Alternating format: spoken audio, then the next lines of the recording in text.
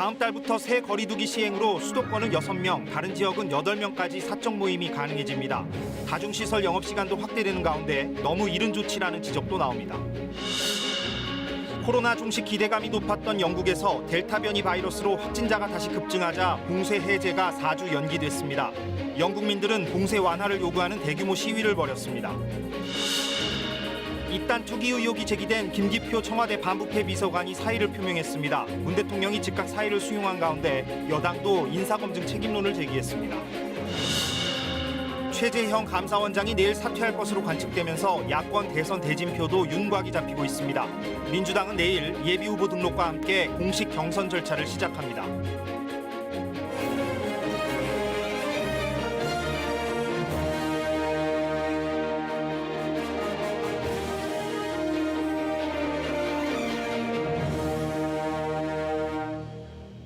여러분 안녕하십니까? KBS 9시 뉴스 시작하겠습니다. 7월 1일부터 사회적 거리두기 개편안이 새롭게 시작되죠. 정부가 오늘 각 지역별로 거리두기 단계가 몇 단계인지를 발표했습니다. 먼저 서울, 경기, 인천, 수도권은 거리두기 2단계입니다. 서울은 확진자가 전국에서 가장 많고 인천은 상대적으로 적지만 같은 생활권으로 묶였습니다. 특히 서울은 이른바 2단계 플러스라고 해서 별도의 방역 조치가 추가됩니다. 비수도권 지역은 가장 낮은 거리두기 1단계가 적용이 됩니다. 의료 여건이 비교적 충분하다는 판단 때문입니다. 사적 모임 인원수는 수도권이 6명, 다른 지역은 8명까지로 늘었습니다. 2주 동안 지켜보고 서서히 완화한다는 방침입니다. 박민철 기자가 오늘 나온 내용을 자세히 전하겠습니다. 그동안 서울과 경기, 인천 등 수도권에서는 밤 10시가 되면 식당이나 헬스장 등 다중이용시설의 문을 닫아야 했습니다. 10시까지 하게 되면 손님들이 보통 식사하고 오면 한 8시에 오는데 2분 이상은 칠 수가 없는 거죠. 다음 달부터 2단계가 적용되는 수도권은 다중시설 영업시간이 자정까지 연장됩니다. 영화관과 독서실, PC방 등은 운영 제한 시간이 없습니다. 집합금지 명령으로 폐쇄됐던 유흥시설도 다시 문을 열고 자정까지 영업하게 됩니다. 수도권에선 사적 모임 가능 인원이 6명까지로 늘어납니다. 일단 2주간의 이행 기간을 거쳐 모임 인원을 8명으로 더 확대할지 결정합니다. 집회 인원 역시 일단 50명으로 제한을 둔 뒤 단계적으로 100명까지 완화하기로 했습니다. 아직은 거리두기 개편이 이르다 하는 그런 우려의 목소리가 있습니다. 2주간의 이행 기간을 두고 현장의 방역 상황을 특별 점검하면서 기본 방역 수칙 실천을 강조할 예정입니다. 비수도권 지역은 1단계가 적용돼 시설 운영에 제약을 받지 않습니다. 일상으로 거의 돌아가지만 사적 모임은 여전히 제한됩니다. 충남을 제외한 대부분의 지역에선 수도권처럼 2주간 이행 기간을 두고 사적 모임 가능 인원을 8명으로 제한하기로 했습니다. 제주는 6명까지만 모일 수 있도록 할 계획입니다. 대구는 모레 제한 인원을 발표합니다. 직계가족 모임은 1, 2단계에서 모두 별도의 인원 제한이 없습니다. 특히 코로나19 백신 접종을 마친 사람은 사적 모임 때 인원 제한을 받지 않고 참여할 수 있습니다. KBS 뉴스 박민철입니다. 이렇게 거리두기를 완화하는 게 이른 거 아니냐는 우려가 방역 전문가들 사이에서 나오고 있습니다. 정부는 국민들의 피로감이 쌓인 상태라고 배경을 설명하면서 지자체가 각자 상황에 따라서 자율적으로 방역 조치를 조정할 거라고 밝혔습니다. 이어서 정유진 기자입니다. 코로나19 신규 확진자는 닷새째 600명대를 기록했습니다. 홍대 앞 원어민 강사 모임에서 시작된 집단 감염이 꼬리를 물며 퍼지고 있고 감염 경로가 파악 안 되는 확진자들도 수도권 곳곳에 숨어 있습니다. 해외 유입 감염자도 하루 30-40명씩 늘고 있는데 델타 변이가 유행 중인 인도네시아 입국자 비율이 높습니다. 변이 바이러스 유행을 억제하려면 백신 접종을 서둘러야 하지만 접종 완료자는 9%뿐입니다. 1차 접종자도 30%가 채 되지 않습니다. 일일 생활권이 가능한 우리나라에서 거리두기 단계를 대부분 낮추고 모임 제한도 풀어주는 건 아직 이르다는 우려도 나옵니다. 백신 접종률이 이 지역사회 유행을 통제할 수 있는 충분한 수준이 되지 않았는데 활동이나 행사나 이런 걸 통해서 경계심이 너무 빨리 낮춰지지 않을까 하는 우려는 좀 있고요. 백신 접종자에 대한 혜택도 논란이 되고 있습니다. 변이에 대해 충분한 면역력을 갖추지 않은 상황에서 야외 마스크 벗기나 입국자 격리 조치 면제는 유행을 억제하기 어렵다는 겁니다. 정부는 장기간 거리 두기로 소상공인들의 피해와 국민적 피로감이 누적된 상태라며 방역 지침 완화는 그대로 시행하겠다고 밝혔습니다. 직장과 동호회 등의 대규모 회식, 음주를 동반한 실내에서의 장시간 모임은 예방접종을 받은 사람들 중심이 아니라면 7월 동안은 하지 않는 것이 안전합니다. 방역당국은 새 거리 두기가 잘 정착되도록 마스크 착용 등 개인 방역 수칙을 반드시 지켜달라고 당부했습니다. 앞으로 2주 동안의 상황에 따라 지자체가 방역 조치를 자율적으로 재조정하고 책임지게 될 거라고 강조했습니다. KBS 뉴스 정유진입니다. 네, 이번에는 해외 소식입니다. 코로나가 잡히는가 했던 영국에서는 변이 바이러스 때문에 확진자가 다시 급증하고 있습니다. 그런데 백신을 접종받은 사람들이 많아서 코로나 사태 초기와는 달리 사망률이 크게 낮아졌습니다. 영국 시민들은 정부의 봉쇄 조치가 너무 심하다며 항의 시위를 했습니다. 이 소식은 유원중 특파원이 전합니다. 영국 도심 곳곳에서 대규모 시위가 벌어졌습니다. 시민들은 코로나19 봉쇄 조치와 백신 반대를 외치고 있습니다. 맷 행콕 보건장관의 거리두기 규정 위반도 여론을 악화시켰습니다. 불륜 관계인 측근과 키스하는 사진이 공개된 건데 행콕 장관은 사임했습니다. 영국 정부는 지난 21일 코로나19 봉쇄를 모두 풀기로 했지만 델타 변이 확산으로 4주 연기했습니다. We just need to give it a little bit longer. I'm sorry that's frustrating for people. I know that people want a clear answer about the way ahead for June the 21st, but at the moment we just got to wait a little bit longer. 최근 코로나19 확진자가 다시 하루 18,000명을 넘어선 영국. 이는 지난 2월 5일 이후 최고치입니다. 그러나 7일 평균 사망자 숫자는 17명으로 지난 2월 986명이었던 것과 비교하면 50분의 1 수준에 불과합니다. 델타 변이 확산에도 불구하고 전체 성인 인구의 60% 이상이 백신 2차 접종을 마친 영국에서 코로나19의 치명률이 뚝 떨어진 셈입니다. 보건 전문가들은 델타 변이로 인한 대규모 유행을 우려하고 있지만 백신 접종률을 끌어올린 유럽 각국에선 봉쇄 조치 해제를 요구하는 시민들의 목소리가 커지고 있습니다. 파리에서 KBS 뉴스 유원중입니다. 거액의 대출을 받아 부동산 투기를 했다는 의혹을 받은 김기표 청와대 반부패 비서관이 자리에서 물러났습니다. 임명된 지 석 달 만입니다. 먼저 송명훈 기자가 보도합니다. 부동산 투기 의혹을 받는 김기표 청와대 반부패 비서관이 전격 사퇴했습니다. 문재인 대통령은 김 비서관이 사의를 밝히자 이를 곧바로 수용했습니다. 국민이 바라는 공직자의 도리와 사회적 책임감을 감안할 때 더 이상 국정 운영에 부담이 되어서는 안 된다라는 뜻을 밝혔습니다. 김 비서관의 부동산 투기 논란은 이틀 전 나온 공직자 재산 공개로 불거졌습니다. 김 비서관의 재산 신고액은 39억 2천만 원. 그런데 부동산 재산이 91억 원이었고 이 중 금융 채무가 56억 원이 넘었습니다. 김 비서관이 소유한 서울 마곡지구 한 빌딩의 상가 2채. 부동산 등기부를 살펴봤더니 상가 2채에 설정된 은행 근저당권이 60억 원입니다. 김 비서관이 신고한 실거래가가 65억 원인 만큼 대출을 총동원해 부동산을 산 이른바 빚으로 보입니다. 김 비서관이 보유한 경기도 광주시 땅을 놓고는 투기 의혹도 나왔습니다. 2017년 임야 2,900제곱미터를 사들인 뒤 일부를 건물을 지을 수 있는 대지로 바꿨습니다. 대지로 바뀐 곳에 세운 상가의 신고 가격은 8억 2천만 원. 주변의 임야와 비교하면 상당한 시세 차익을 거둔 셈입니다. 김 비서관은 어제까지만 해도 투기 의도가 없었다고 적극 해명했는데 청와대 고위 관계자는 본인의 해명이 있었지만 국민이 납득할 수준에 이르지 못했다고 사의 수용 배경을 밝혔습니다. KBS 뉴스 송명훈입니다.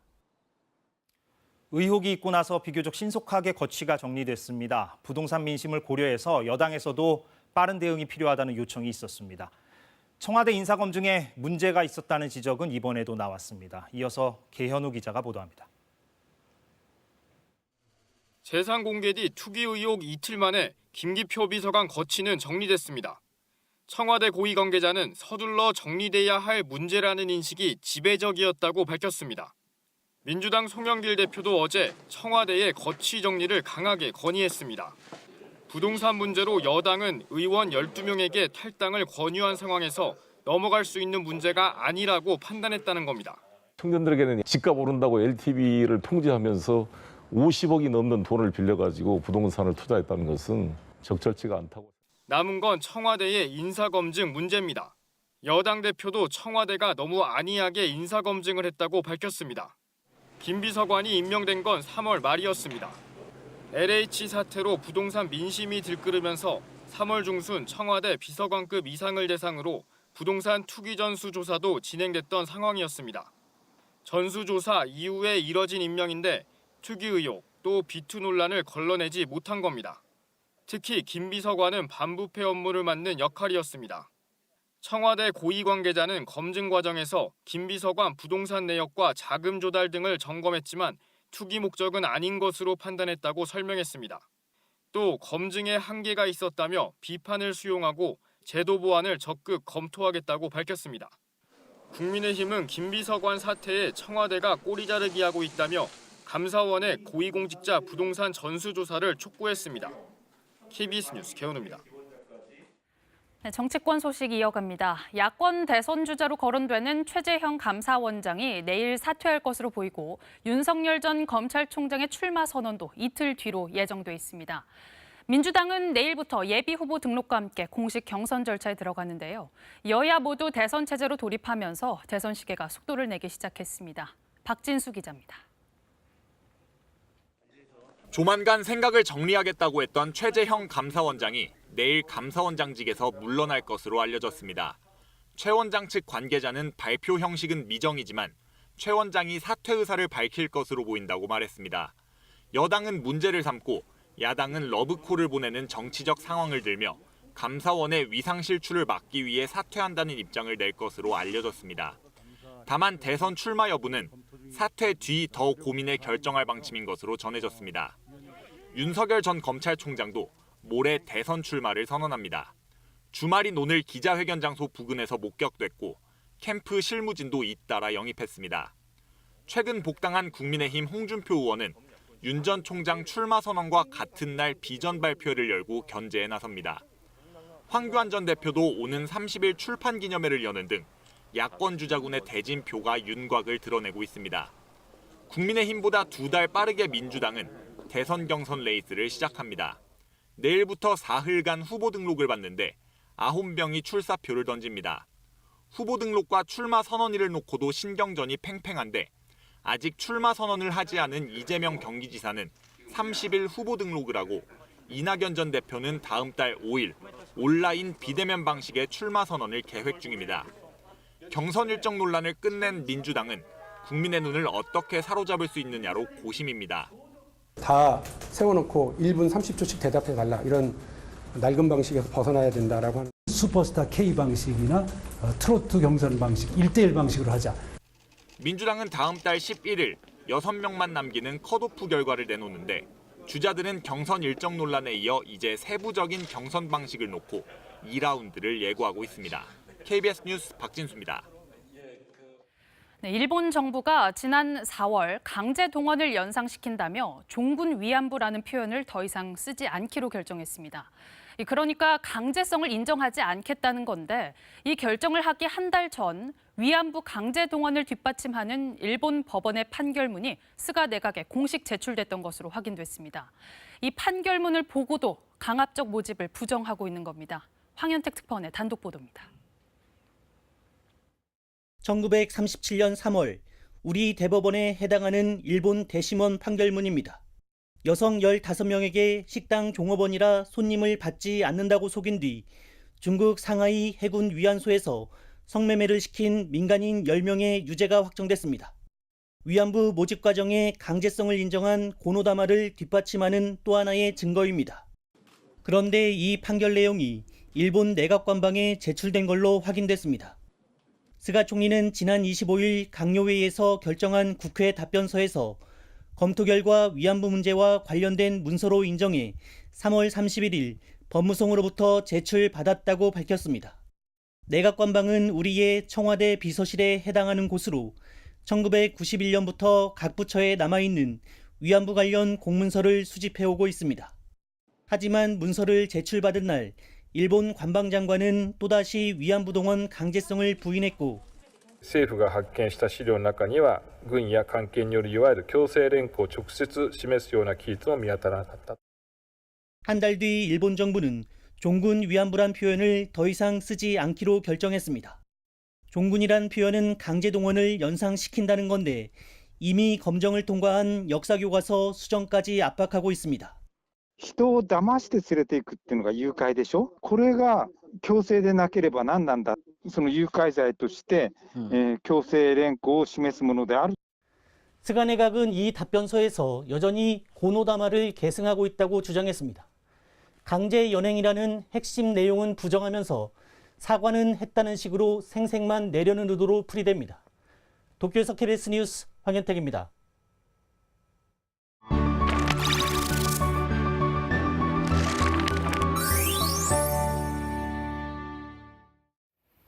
네, 우리 시대 소설을 소개해드리는 시간. 오늘 만나볼 작품은 김금희 작가의 경애의 마음입니다. 참사를 겪은 이들의 삶과 사랑 이야기를 담은 작품으로 등단 이후 주요 문학상을 휩쓴 김금희 작가의 첫 장편 소설인데요. 이 시대 가장 젊은 감각으로 가장 성숙하게 인간을 끌어안는다는 평을 받는 작품, 김지선 기자가 소개합니다. 4층 상가 건물이 순식간에 화염에 휩싸이면서 대형 참사로 이어졌습니다. 어린 학생들은 전기가 끊어진 암흑천지에서 문이 잠겨 밖으로 나가지도 못하고 발만 동동 구르다. 입구에서 그 주인 아저씨가 문 잠가놓고요. 못 나가게 한다고. 검찰은 관리사장 이 모 씨가 술값을 받으려고 출입문을 닫았다고 수사 결과를 발표했습니다. 불이 나자 손님들이 돈을 안 내고 그냥 갈까봐 사장이 문을 잠가 56명이 숨진 참사. 그날 이곳에서 친구들을 잃고 혼자 살아남은 경애는 죄책감, 분노, 무기력함에 서서히 마음의 문을 닫습니다. 출입문을 두드리던 학생들은 대부분 빠져나오지 못했고 돈 내고 나가라던 사장만 자기가 아는 통로로 빠져나와 살아남았다. 상수 역시 이 사건으로 유일한 친구를 잃고 그저 하루하루를 버티듯 살아갑니다. 같은 상처를 지닌 두 사람이 만나 방치했던 자신들의 마음을 들여다보고 조금씩 단단하게 채우며 연인이 되어가는 이야기. 김금희의 소설 경애의 마음입니다. 저는 인천에서 거의 평생을 산 사람이고 이 세계의 끔찍함에 대해서 완전히 배운 듯한 당혹스러움을 느꼈어요. 내가 만약에 첫 장편을 쓴다면 그때 그 당혹스러움과 슬픔에 대해서 쓰고 싶다고 생각했어요. 큰 줄기는 연애담이지만 이 시대의 노동 현장 이야기이자 참사 이후의 삶에 관한 생생한 증언이기도 합니다. 파업 과정에서 벌어진 성희롱에 항의하자 동료들은 경애를 불편해하고 결국 회사나 노조 모두 경애를 따돌립니다. 접대 술자리, 뒷돈을 거부하고 원칙대로 일하려 했을 뿐인 상수도 융통성 없고 실적도 부진한 무능한 영업사원이 됩니다. 우리 사회는 이들을 아웃사이더, 루저로 낙인 찍지만 작가는 잘못 가고 있는 건 이들이 아니라고 적습니다. 그들의 어떤 능력의 한계라기보다는 이 전체적인 사회가 잘못된 구조로 나가기 있기 때문에 그 과정에서 상처받고 덜어는 실패하고 하는 사람들이라고, 그 상처를 개인들이 서로 연대해서 좀 이겨나가는 그런 모습들을 그리고 싶었어요. 원래 세상은 다 이런 거란 주류의 목소리에 판판이 깨져 끝내 실패를 거듭하더라도 아닌 건 아니라고 믿는 마음까지 폐기하지 말자. 우린 조금 부스러지긴 했지만 파괴되지 않았으니 한 발씩 내디디며 살아보자는 다짐과 위로가 담겼습니다. 그 인물들을 통해서 아이러니하게도 사회가 놓치고 있는 가치에 대해서 이야기를 해주고 있는 게 아닌가. 가장 젊은 감각을 가지고 있으면서도 가장 성숙하게 인간을 끌어안는 작가라고 얘기해 볼 수 있을 것 같아요. 등단 이후 주요 문학상을 휩쓸었을 뿐 아니라 많은 독자의 지지를 받는 이 젊은 작가의 앞으로의 10년, 20년이 더 기대되는 이유입니다. KBS 뉴스 김지선입니다. 네, 코로나 사태가 길어지면서 이른바 취약계층 가운데 급하게 돈이 필요한 사람들이 많아졌습니다. 신용등급이 좋지 않으니까 결국 불법 대출업체에 문을 두드리는 경우가 늘고 있습니다. 높은 이자를 감당하느라 이중고를 겪고 있습니다. 먼저 이승종 기자가 취재한 리포트를 보시고 몇 가지 더 얘기하겠습니다. 김모 씨는 올 초 직장을 잃었습니다. 재취업이 안 돼 생활비가 필요해지자 급하게 대출을 받았습니다. 신용 리딩이 안 좋다 보니까 이제 은행권에서 대출도 안 되고 이러다 보니까 이제 그쪽으로 들어서게 된 거죠. 뭐 세금도 내야 되고 뭐 생활비도 들어가야 되고. 100만 원을 대출받는데 선이자 명목으로 40만 원을 업체가 떼어갔습니다. 매주 이자만 15만 원을 냅니다. 연이율로 환산하면 1,300%의 불법 대출입니다. 금융당국에 신고하자 업체는 되레 협박까지 합니다. 했으니까 그쪽들도 계속 힘들게 할 거예요. 왜? 사람들이 생활을 못하게. 어떤 데는 뭐 1시간 내도록 전화 벨이 계속 오는 때도 있고요. 또 다른 사람은 문자 메시지를 보고 대출 문의를 하자 이상한 제안을 받았다고 말합니다. 출장 업무가 많이 있을 거예요. 내근직 직원이 찾아뵙고 결제받는 거라고 보시면 되세요. 그 고객분께 가서 현금으로 수령해서 그 회사 계좌로 입금을 하면 되는 건가요? 네네네. 그 보이스피싱 아니냐고 막 여쭤보시는 분들도 계세요. 거의 유사하거든요. 지난해 금융당국에 접수된 불법 사금융 신고는 7,300건이 넘습니다. 1년 전보다 47%나 급증했습니다.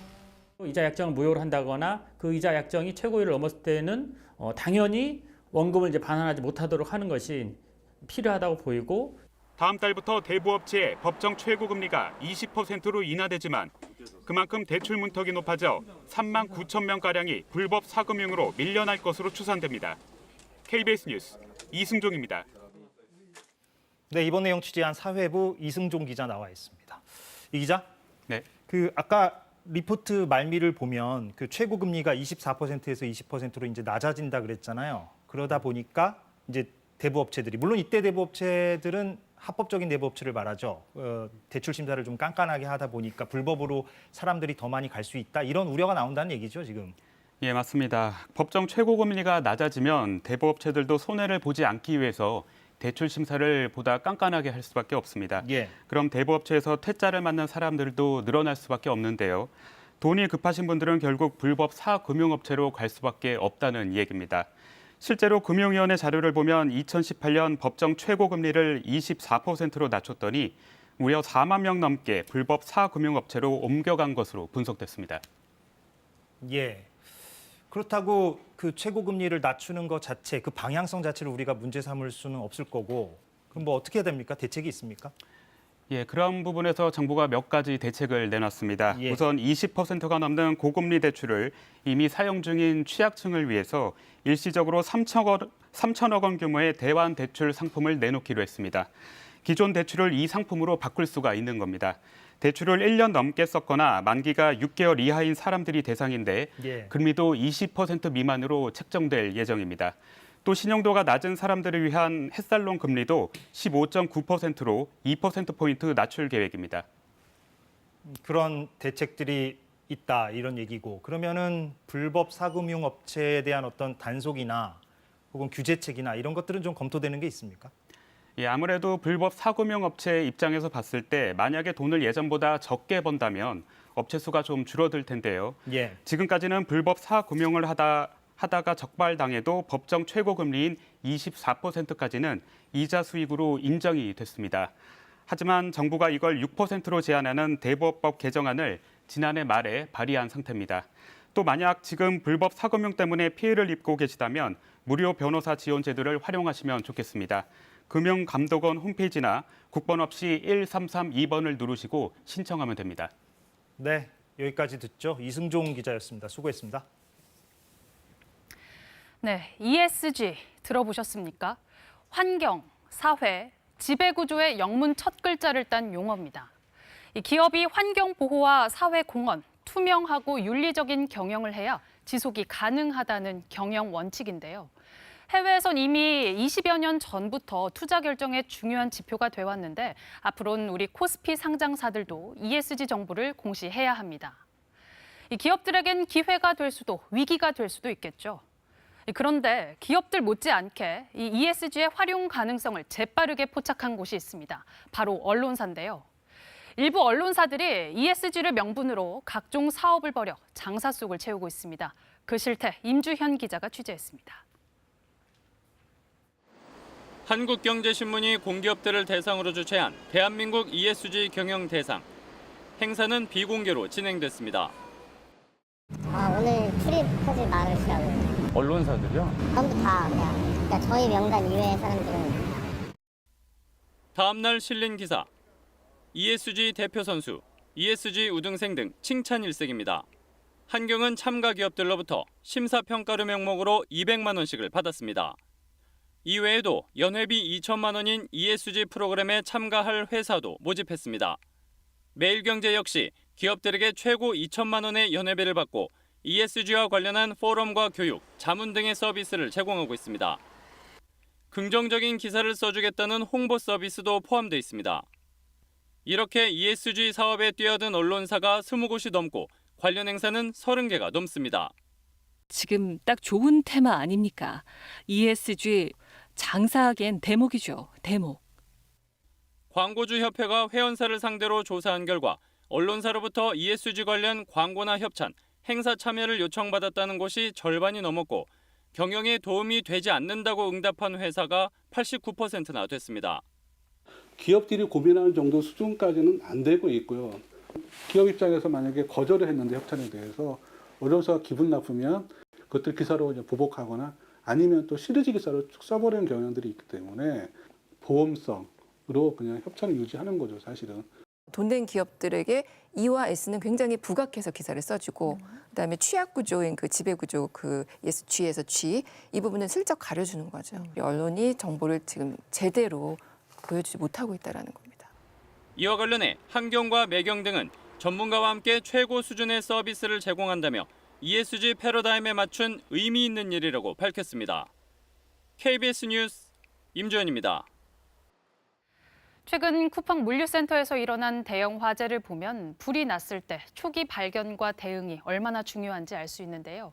앞으로는 이런 화재 감지에 인공지능 드론이 투입될 것으로 보입니다. 시간 맞춰 순찰을 하고 96% 이상의 검출률을 보인다는데요. 오규정 기자가 취재했습니다. 미션 정보, 통과의 거리, 고도 이상 없습니다. 비행 준비 완료했습니다. 작은 카메라를 단 드론이 하늘로 날아오릅니다. 한 이동통신사가 스타트업과 함께 개발한 산불 감시 드론입니다. 미리 설정해둔 비행 경로를 따라 도는 드론이 2,000제곱미터 단위로 한 번씩 멈춰 불꽃과 연기를 감지합니다. 9번 도착, 화재 경고, 화재 발생. 감지에 걸리는 시간은 단 2초.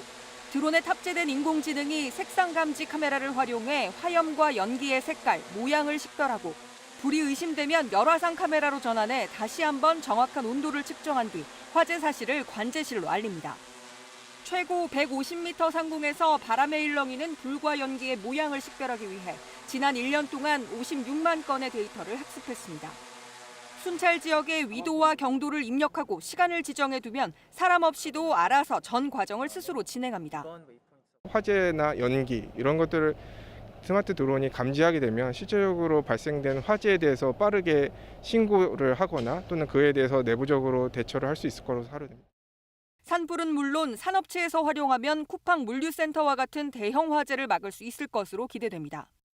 요번의 경우에는 화재 감지 위주로 영상을 학습을 했지만 그 외에 공공 안전이라든가 건설 현장이라든가 서비스 시나리오에 따라서 학습을 시키면 다양한 용도로 확장이 가능하고요.